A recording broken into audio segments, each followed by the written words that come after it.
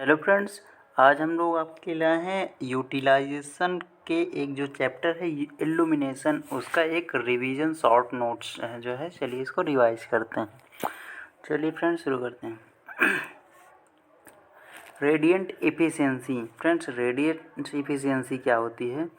तप्त पिंड से प्रकाश के रूप में विकिरित ऊर्जा पिंड की विकिरण दक्षता कहलाती है या रेडिएंट एफिशिएंसी कहते हैं इसको। रेडिएंट एफिशिएंसी बराबर होता है रेडिएटेड लाइट एनर्जी बटे टोटल रेडिएटेड एनर्जी इंटू 100। देखिए फ्रेंड्स, जैसे कोई मान लीजिए आपके घर में जो कोई बल्ब होता है या जो भी है, जो लाइट वाली चीज़ होती हैं, जो लाइट एनर्जी देती हैं, वो लाइट के साथ साथ हीट एनर्जी भी देती हैं आपकी। जो लाइट एनर्जी के साथ साथ वो हीट एनर्जी भी देती हैं। तो जो रेडिएंट एफिशिएंसी होती है और लाइट एनर्जी और अपान में और total energy, light plus heat energy का जो रेशियो होता है उसको कहते हैं रेडिएंट एफिशिएंसी। मानव नेत्र के लिए सर्वाधिक संवेदनशील तरंग दैर्ध्य जो होती है वो 5500 एंगस्ट्रॉम होती है। इसीलिए जो ट्रैफिक सिग्नल वगैरह जो बनाए जाते हैं वो भी लाल कलर के बनाए जाते हैं। और फ्रेंड्स, हमने इसीलिए लाल पेन का भी इसीलिए यूज़ कर रहे हैं। प्लेन एंगल जो होता है आपका वो चाप बटे त्रिज्या होता है, या इसको कहेंगे आर्क अपान रेडियस। प्लेन एंगल, इसकी जो यूनिट होती है, इसका यूनिट होता है रेडियन, प्लेन एंगल का होता है। और जो सॉलिड एंगल होता है आपका, सॉलिड एंगल होता है वो सरफेस एरिया अपान में रेडियस का होल स्क्वायर। तो सरफेस एरिया अपान में रेडियस का होल स्क्वायर, तो इसका जो यूनिट होता है वो स्टेरेडियन। सॉलिड एंगल का जो यूनिट होता है वो स्टेरेडियन होता है। आर त्रिज्या वाले गोले के केंद्र पर जो बना कोण होता है सॉलिड एंगल, वो बराबर होता है। अब देखिए, अगर ये आर त्रिज्या का कोई गोला है तो इसका जो सरफेस एरिया होगा 4πr²। गोले का सरफेस एरिया 4πr² और इसकी जो रेडियस होती है आर, तो ये ओमेगा बराबर क्या हो जाएगा 4π। तो जो हम कह सकते हैं, जो आर त्रिज्या वाले गोले के केंद्र पर जो बड़ा कोण होता है वो 4π स्टेरेडियन होता है। यहाँ पे एक रिलेशन दिया है आपका, प्लेन एंगल और सॉलिड एंगल के बीच में एक रिलेशन है। तो जो सॉलिड एंगल आपका होता है वो इक्वल टू 2π1 - cos φ/2 स्टेरेडियन। यहाँ पे जो आपका फाई है ये क्या है? ये प्लेन एंगल है आपका, प्लेन एंगल। आगे है आपका लाइट एनर्जी। लाइट एनर्जी बराबर होता है लुमिनस फ्लक्स। लाइट एनर्जी बराबर होता है लुमिनस फ्लक्स इनटू टाइम। अब इसको आप रिलेट कर सकते हैं पावर, जो एनर्जी बराबर होता है, एनर्जी बराबर होता है पावर इनटू टाइम से। तो ये जो है ल्यूमिनस फ्लक्स आपका हो जाएगा इक्विवेलेंट आपके पावर के। तो ये एक, इससे पावर से रिलेट कर सकते हैं ल्यूमिनस फ्लक्स को। तो लाइट एनर्जी का जो यूनिट होता है ल्यूमेन सेकेंड, और ल्यूमिनस फ्लक्स का यूनिट होता है वो ल्यूमेन, और टाइम का सेकेंड जो होता है। तो यहाँ लुमिनस फ्लक्स क्या है? लुमिनस फ्लक्स बेसिकली पावर से रिलेटेड है। तो किसी प्रकाश स्रोत द्वारा यूनिट टाइम में उत्सर्जित प्रकाश ऊर्जा की मात्रा को लुमिनस फ्लक्स कहते हैं। तो लुमिनस फ्लक्स बराबर लाइट एनर्जी अपान में टाइम। एक सेकंड में कितना कोई प्रकाश स्रोत, एक सेकंड में कितनी लाइट एनर्जी जो है वो रेडिएट कर रहा है, इसको कहते हैं आपको लुमिनस फ्लक्स। इसका यूनिट लुमेन होता है। ये प्रकाश ऊर्जा के ही समान होता है। एक लुमेन लुमिनस फ्लक्स का जो मान होता है वो 0.016 वाट इलेक्ट्रिकल पावर के इक्विवेलेंट होता है। तो कह सकते हैं जो एक ल्यूमेन लुमिनस फ्लक्स जो है वो 1.6 मिलीवाट इलेक्ट्रिकल पावर के इक्विवेलेंट होता है। फ्रेंड्स, ये पॉइंट जो है ऑब्जेक्ट क्वेश्चन में आपका ये पूछा जा सकता है। नेक्स्ट पॉइंट है लुमिनस इंटेंसिटी। लुमिनस इंटेंसिटी, इसको हिंदी में कहते हैं ज्योति तीव्रता। तो इसका जो परिभाषा है वो इकाई घन कोण के अंतर्गत विकिरित ज्योति फ्लक्स को ज्योति तीव्रता कहते हैं। यहाँ पे ज्योति फ्लक्स क्या है? ज्योति फ्लक्स का मतलब होता है, ये हिंदी है ल्यूमिनस फ्लक्स का, तो इसको ज्योति तीव्रता कहते हैं। तो क्या कहते हैं? लुमिनस फ्लक्स अपान में घन कोण, या इसको सॉलिड एंगल कहेंगे। Luminous intensity I is equal to luminous flux upon में सॉलिड एंगल। तो इसका जो यूनिट होता है ल्यूमेन पर स्टेरेडियन। ल्यूमिनस इंटेंसिटी की यूनिट लूमेन पर स्टेरेडियन इसकी यूनिट होती है। इसी को कैंडल पावर कहते हैं या कैंडेला कहते हैं। तो ल्यूमिनस इंटेंसिटी जो है आपकी वो कैंडेला इसका यूनिट हो जाता है। यहाँ पे देखेंगे एक पॉइंट और है, लूमिनस इंटेंसिटी तथा ल्यूमिनोसिटी एक दूसरे के तुल्य होते हैं। तो लूमिनस इंटेंसिटी तथा ल्यूमिनोसिटी एक दूसरे का इक्विवेलेंट है, इसको ध्यान रखेंगे। नेक्स्ट पॉइंट है आपका इल्यूमिनेशन। यहाँ पे ध्यान रखिएगा, ल्यूमिनस इंटेंसिटी अलग है और इल्यूमिनेशन अलग है। इल्यूमिनेशन क्या है? यूनिट एरिया पर पड़ने वाले ज्योति फ्लक्स को इल्यूमिनेशन कहते हैं। इसकी हिंदी होती है प्रदीप्ति। तो यूनिट एरिया पर पड़ने वाले ज्योति फ्लक्स को क्या कहते हैं? आपका इल्यूमिनेशन कहते हैं। इसे ई से जो है व्यक्त किया जाता है। मान लीजिए ये आपका कोई लाइट सोर्स है, ये आपका कोई लाइट सोर्स है और ये कोई सरफेस है। तो लाइट सोर्स से मान लीजिए 5 ल्यूमिनस फ्लक्स जो है रेडिएट होके इस सरफेस पे पड़ता है। तो मान लीजिए इस सरफेस का जो सरफेस एरिया है वो ए है। तो यहाँ पे आपका इल्यूमिनेशन क्या हो जाएगा? ई बराबर हो जाएगा पड़ने वाला 5 ल्यूमिनस फ्लक्स और अपान में इसका जो सरफेस एरिया है, इसको कहेंगे आपको इल्यूमिनेशन। इसका जो मात्रक होता है ल्यूमिनस फ्लक्स का मात्रक ल्यूमेन और ये सरफेस एरिया का मीटर स्क्वायर। तो ल्यूमेन पर मीटर स्क्वायर इसका यूनिट हो जाएगा किसका? इल्यूमिनेशन का। और इसी को आप शॉर्ट फॉर्म में लक्स कहते हैं। तो यूपीपीसीएल जेईई में क्वेश्चन पूछा था इल्यूमिनेशन का मात्रक क्या होता है? तो लक्स होता है आपका इल्यूमिनेशन का मात्रक। यहाँ पे फ्रेंड्स कुछ मात्रक और जो है कुछ राशियाँ और उनका मात्रक दिया गया है इल्यूमिनेशन चैप्टर से रिलेटेड। तो देख लीजिए, ये आपका प्लेन एंगल जो होता है ये इसका सिंबल होता है थीटा और इसका यूनिट होता है रेडियन। और नेक्स्ट है आपका घन कोण, इसको सॉलिड एंगल कहते हैं इंग्लिश में।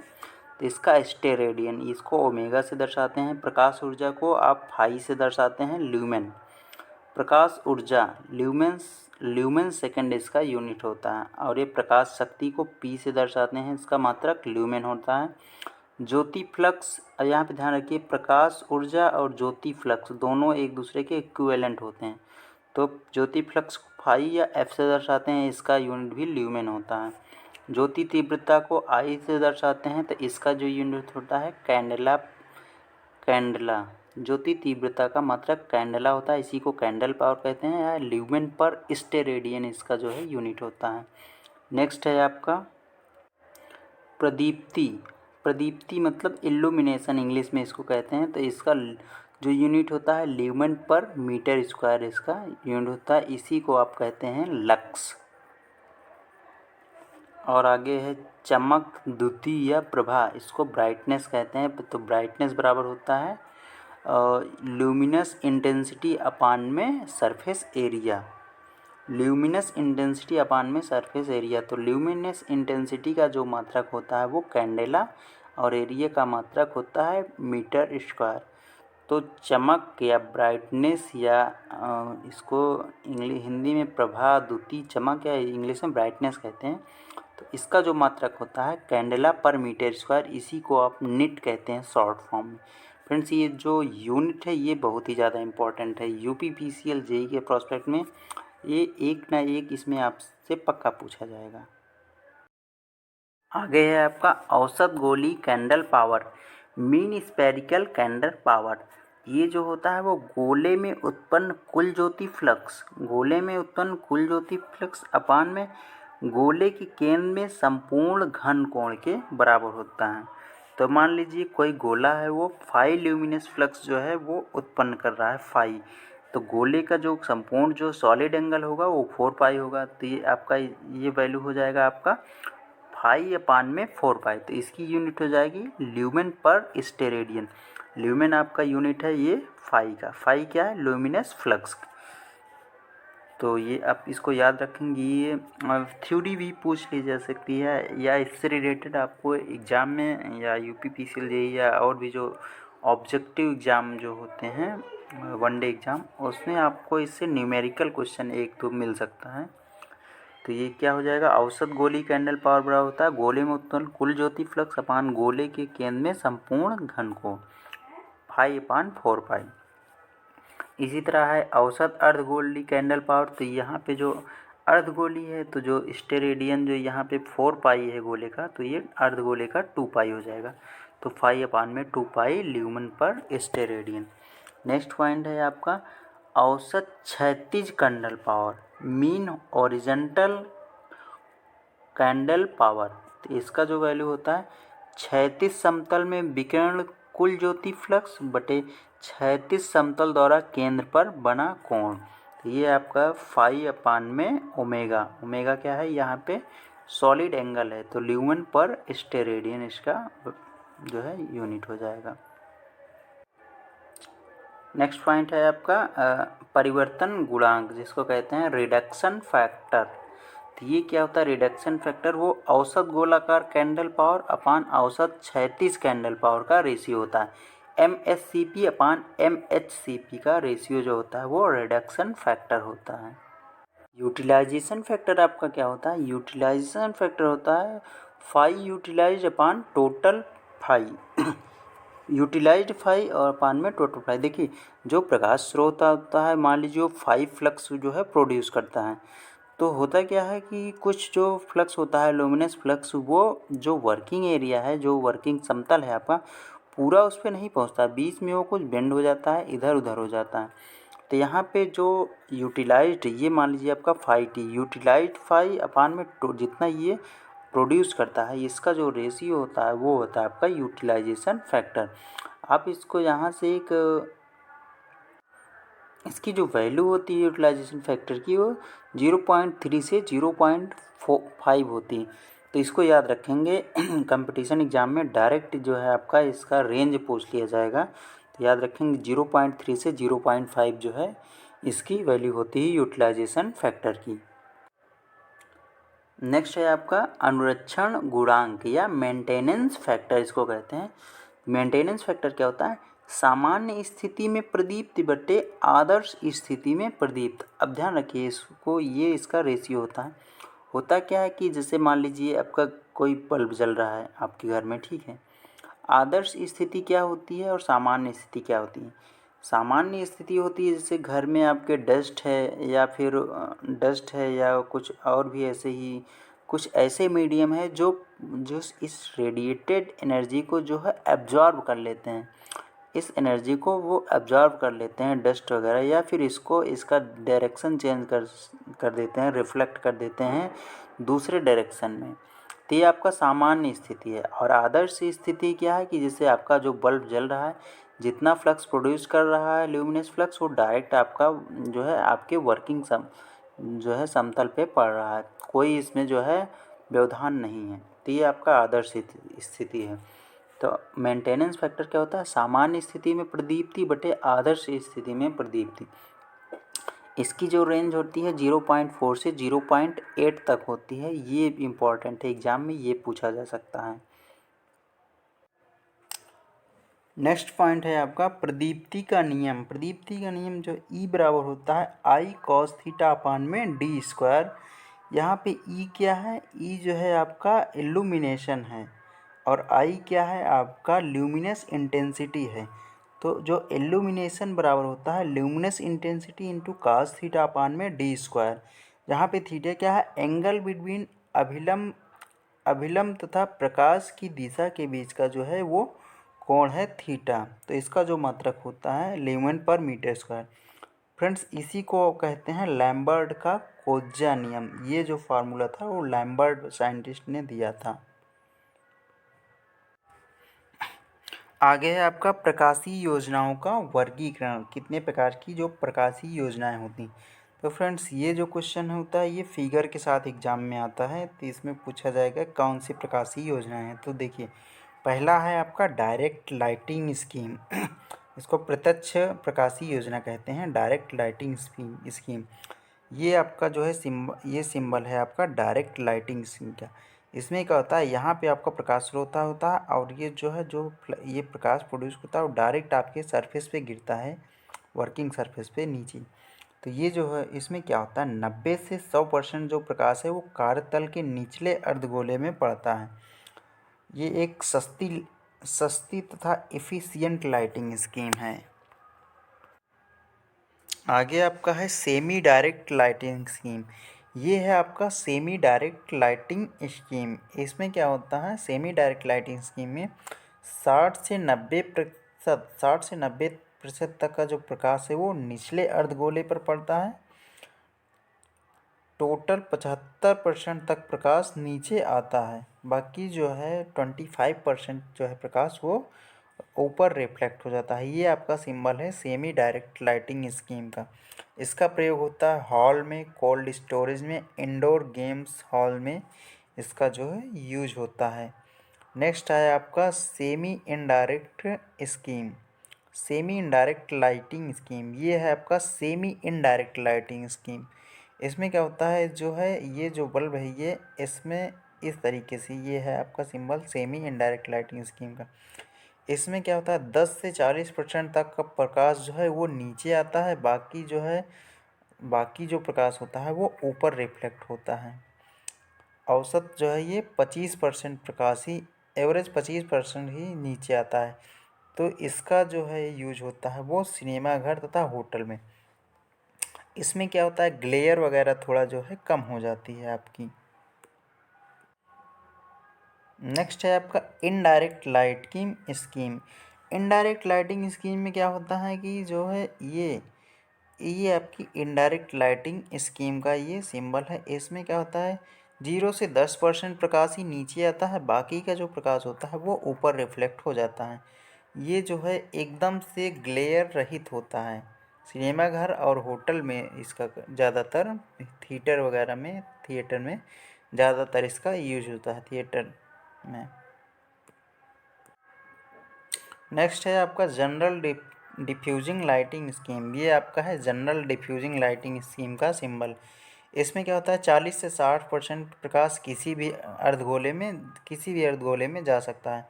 50% जो है प्रकाश कार्यतल पर पहुंचता है। बाकी 50% प्रकाश जो है वो इधर उधर रिफ्लेक्ट हो जाता है।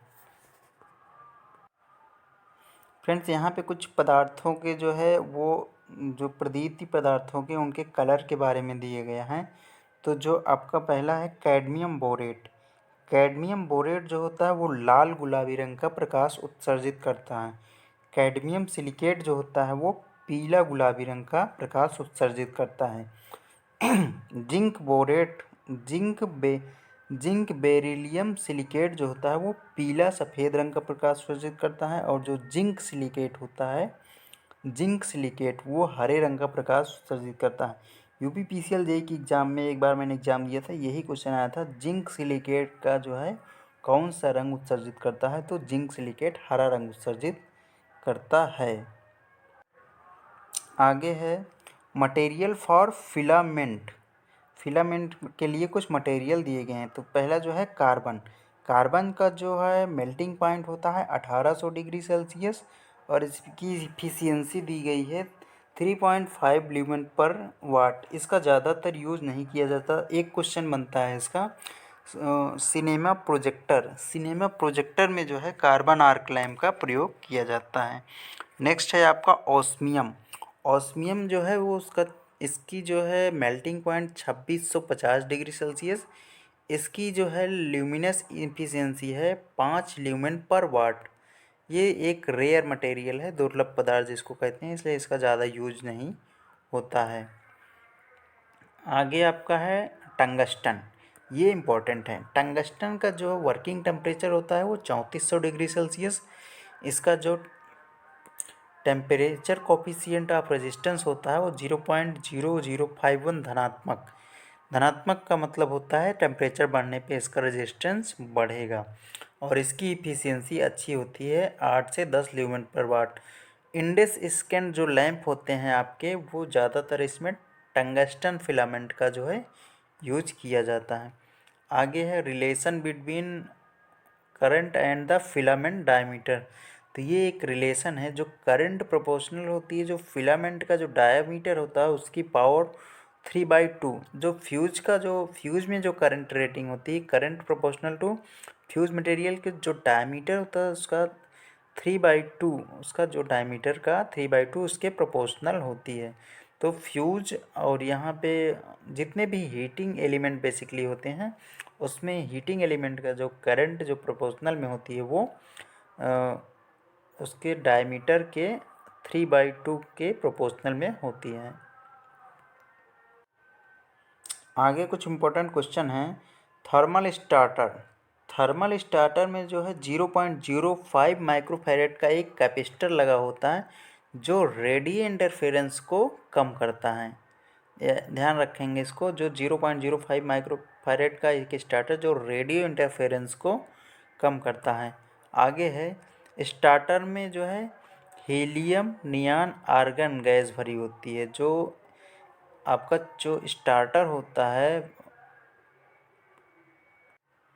डिस्चार्ज लैम्प का जो स्टार्टर होता है उसमें हीलियम नियॉन और आर्गन गैस भरी होती है। चोक क्या होता है? चोक एक इंस्टेंट हाई पोटेंशियल डिफरेंस उत्पन्न करता है। चोक का काम होता है इंस्टेंट हाई पोटेंशियल डिफरेंस उत्पन्न करना, और ये करंट भी जो है कंट्रोल करता है आपका सर्किट में। चोक जो है करंट भी कंट्रोल करता है। मेंस के अक्रॉस एक 5 माइक्रोफैरेड का कैपेसिटर लगाया जाता है जो पावर फैक्टर को इम्प्रूव करता है। आपने देखा हो जो इलेक्ट्रिक डिस्चार्ज लैम्प के सबसे पहले जो सप्लाई मेंस के अक्रॉस एक 5 माइक्रोफैरेड का कैपेसिटर लगा होता है, उसका मेन पर्पज़ क्या होता है कि जो इलेक्ट्रिक डिस्चार्ज लैम्प है इसके पावर फैक्टर को इम्प्रूव करना इसका काम होता है। इसको याद रखेंगे आप लोग।